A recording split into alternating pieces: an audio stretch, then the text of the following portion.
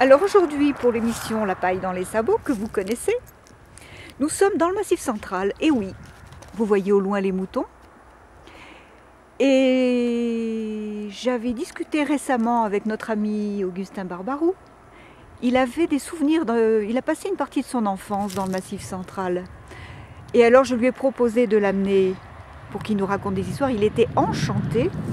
Et alors, vous allez voir notre ami Barbarou. Coucou! Bonjour Monsieur Barbarou. Alors vous êtes bien ici dans ce pays, ça vous plaît? Bonjour Fabienne la citadine. Oh que c'est bruyant! Alors, chanter c'est pas petit parce que c'est bruyant. Mais en même temps c'est moi qui ai bien voulu mettre ici parce que à l'époque il n'y avait même pas une brouette pour monter le foin, il fallait tout le monter sous le dos. Et on voit les voitures et les motos qui passent à toute allure. Et ça me rappelle la différence d'histoire. Eh bien, voyez-vous, là on n'est pas bien loin de Saïssa, c'est un petit lieu-lit là du coin, c'est ça, à l'Agnard.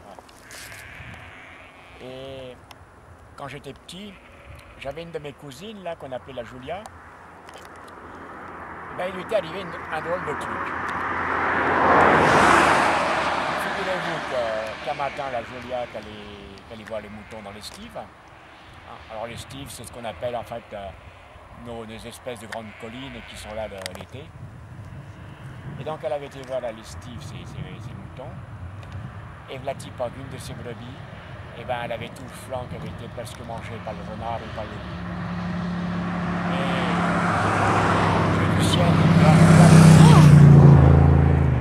Vraiment une grande plaque qui lui manquait. Je pense qu'il va falloir que vous répétiez. On n'a sûrement pas entendu avec cette vilaine moto. Qu'est-ce qui était arrivé alors? Oui, alors à une des brebis de la Julia qui était à l'estive, il lui manquait une grande plaque de laine que le loup avait dû lui croquer dans la nuit. Il y avait des loups? Eh oui, il y avait du loup. Et on disait des loups ou des leux? Certains disent des chiens, on ne sait jamais trop. Et puis... Il n'y a pas de bête de Gévaudan ici. Non. Ne plaisantez pas tout de suite la citadine. Et je vais même vous dire mieux. Entre les chiens et les loups, c'est des questions à point poser parce que c'est des questions à s'embrouiller le voisinage. Alors, moins on s'en sait, même si on sait, moins on en sait, mieux c'est. Alors on va dire que c'est le renard. Le renard, il appartient à personne. Et puis comme ça, tout est bien. Et donc il manquait de la laine. Et bien figurez-vous que la Julia, elle s'est dit, ma brebis elle va prendre froid, elle va crever dans la nuit parce qu'elle aura froid. Et bien vous savez pas ce qu'elle a fait la Julia. Et bien elle a pris de la laine, elle a été sur toutes les brebis avec ses mains comme ça, vous voyez. Elle a tiré, vas-y que je te tire, vas-y je te tire. Elle a fait de la bourre de laine. Comment elle a fait? Parce que oui. Vous étiez en gros plan, vous voyez que votre visage. Elle a tiré comme ça, vous voyez. Hop. Elle a fait de la bourre de laine avec les brebis. Et bien elle a tricoté un paletot, comme ça, de vite fait, un gros aiguillet. Mais elle avait des aiguilles? Ah oui, elle avait toujours ce qu'il fallait avec elle. La Julia, elle avait toujours dans son boulichon, elle avait toujours de quoi manger, de quoi tricoter, puis de quoi couper un bruit. Ça avait pas été une fille, mais elle était comme un gars. Alors, avec ses crochets, elle a tricoté une espèce de bout de laine, à toute vitesse, qu'elle a raccommodé comme elle a pu sur le flanc de la brebis qui se demandait bien ce qui lui arrivait. Parce qu'en fait, elle s'en moquait bien un peu, la laine qui lui manquait sur le dos.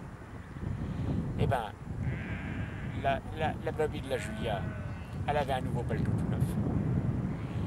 Et puis elle est rentrée comme ça au village, avec sa brebis, parce qu'elle n'a pas voulu la laisser dans l'estive.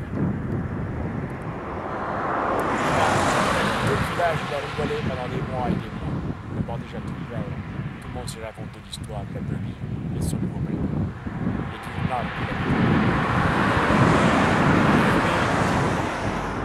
tout l'hiver et tout le printemps, voire l'été, le village, il a rigolé, mais il a rigolé.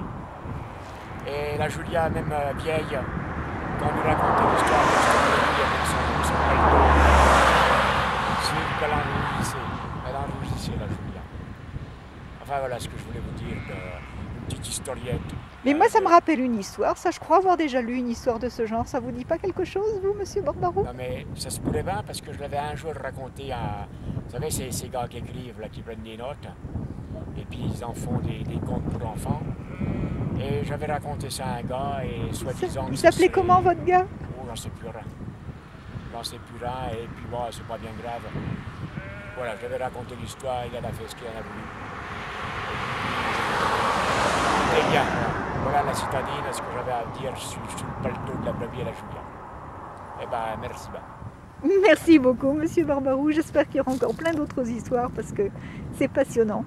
C'est agréable de savoir comment on vivait quand on n'avait pas de voiture pour faire du bruit. Eh bien, on va rembarquer, monsieur Barbarou? On reprend la voiture? On rembarque au calme. D'accord, merci.